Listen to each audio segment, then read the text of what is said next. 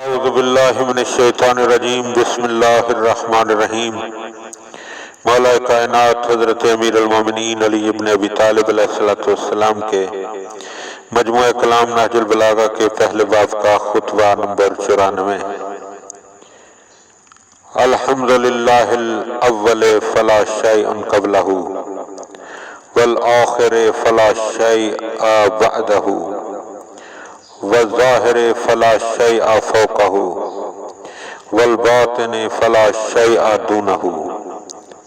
تمام حمد اس خدا ہی کے لیے ہے جو ایسا اول ہے کہ کوئی چیز اس سے پہلے نہ تھی، اور ایسا آخر ہے کہ کوئی چیز اس کے بعد نہ ہوگی، ایسا ظاہر ہے کہ کوئی چیز اس سے بلند و بالا نہیں، اور ایسا باطن ہے کہ کوئی چیز اس سے قریب نہیں۔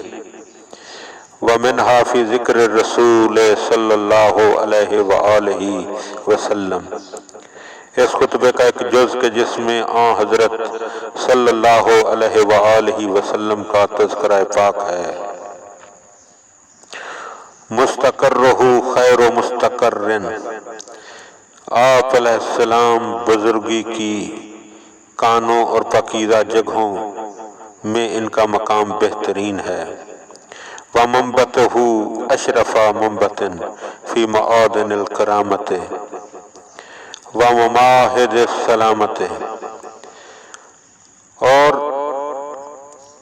ان کا مقام اور ان کی نشو نما کی جگہ شریف ترین جگہ۔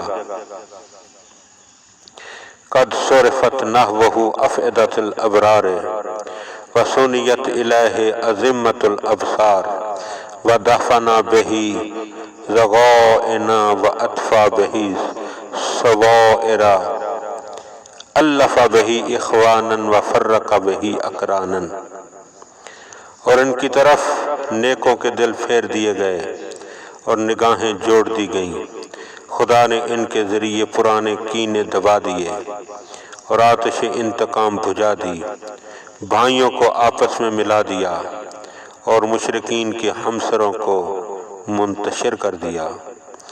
اعز بہ الذلۃ وَأَذَلَّ بِهِ الْعِزَّةَ،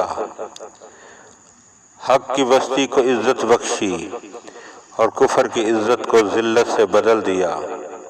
کلامہ بیان وسمتہ لسان، ان کا کلام امر خدا کا بیان ہے اور آپ صلی اللہ علیہ وآلہ وسلم کی خاموشی بولتی ہوئی زبان ہے۔